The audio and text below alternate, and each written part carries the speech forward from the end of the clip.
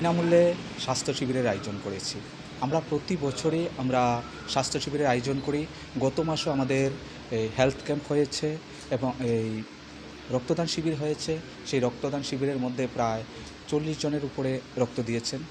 আর এছাড়াও আমরা সমাজের উন্নয়নমূলক কিছু কাজ করি, যেমন আমাদের পাড়ার মধ্যে যারা একেবারেই গরিব রয়েছে তাদেরকে বস্ত্রদান করি।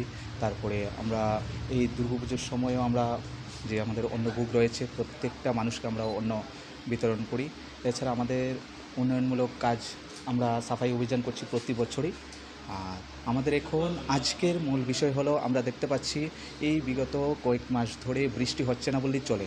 সেই জন্য এলাকার প্রায় রোগক্রান্ত হচ্ছে। এই জন্য আমরা কী করছি, আমরা এখন এই স্বাস্থ্য শিবিরের বিনামূল্যে স্বাস্থ্য শিবির যেন সবাই যেন দেখাতে পারে, এই জন্য আমরা কুঞ্জবন সেবক সংঘের পক্ষ থেকে আমরা এই আয়োজনটুকু করেছি।